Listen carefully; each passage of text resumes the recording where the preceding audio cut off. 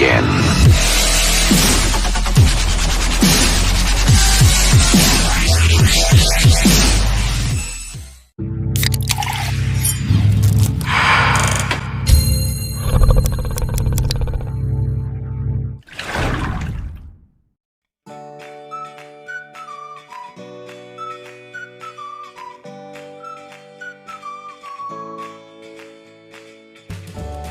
Assalamualaikum warahmatullahi wabarakatuh.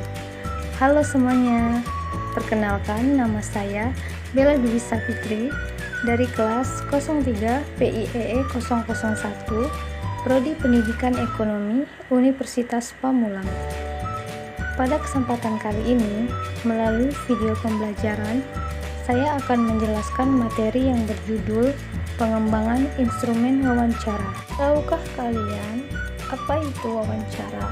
Wawancara merupakan salah satu bentuk alat evaluasi jenis non-tes yang dilakukan melalui percakapan tanya jawab, baik langsung maupun tidak langsung dengan peserta didik. Lalu tujuan wawancara. Tujuan wawancara yang pertama adalah untuk memperoleh informasi. Tujuan wawancara ini guna menjelaskan suatu hal atau situasi dan kondisi tertentu dengan jelas. Lalu yang kedua adalah untuk melengkapi suatu penyelidikan ilmiah. Sesi wawancara adalah momen mengulik narasumber dan menanyakan banyak hal penting untuk keperluan tertentu. Bagi seorang jurnalis, polisi, sampai detektif, tujuan wawancara ini guna memperoleh jalan melanjutkan penyelidikan atas informasi yang didapat. Kemudian tujuan wawancara yang ketiga adalah untuk memperoleh data agar dapat mempengaruhi situasi atau orang tertentu. Data dari hasil wawancara biasanya akan dijadikan pertimbangan yang berkaitan dengan keperluan tujuan wawancara. Misalnya untuk penerimaan kerja siswa dan mahasiswa. Kemudian jenis-jenis wawancara.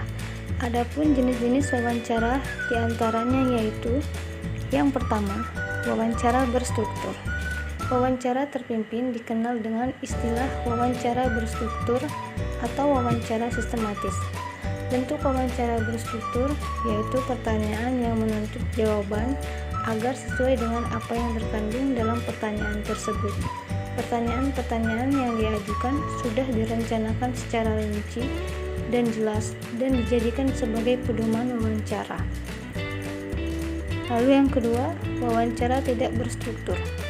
Wawancara tidak terpimpin dikenal dengan istilah wawancara sederhana atau wawancara tidak berstruktur atau wawancara bebas.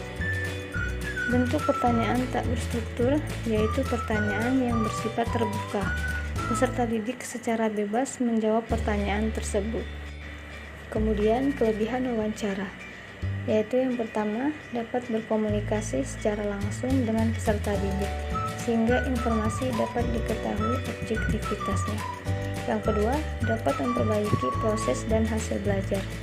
Yang ketiga, pelaksanaan wawancara lebih fleksibel, dinamis, dan personal.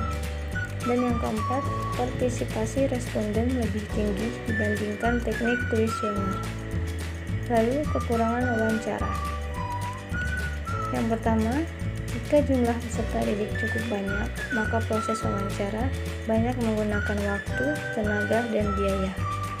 Yang kedua, ada kalanya terjadi wawancara yang berlarut-larut tanpa arah, sehingga data kurang dapat memenuhi apa yang diharapkan. Dan yang ketiga, sikap obfuscation guru. Kemudian langkah-langkah menyusun pedoman wawancara, yaitu yang pertama, merumuskan tujuan wawancara. Yang kedua, membuat kisi-kisi dan pedoman wawancara. Yang ketiga, menyusun pertanyaan. Jangan membuat peserta didik bersifat defensif. Yang keempat, melaksanakan uji coba. Dan yang kelima, melaksanakan wawancara pada situasi yang sebenarnya. Ketika kita melakukan wawancara, ada beberapa hal yang perlu diperhatikan.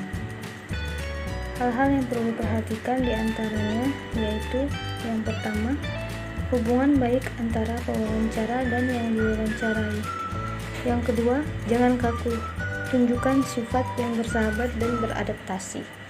Yang ketiga, melakukan responden secara adil. Yang keempat, hilangkan prasangka dan bersikap netral. Dan yang kelima, pertanyaan hendaknya jelas, tepat, dengan menggunakan bahasa yang sederhana.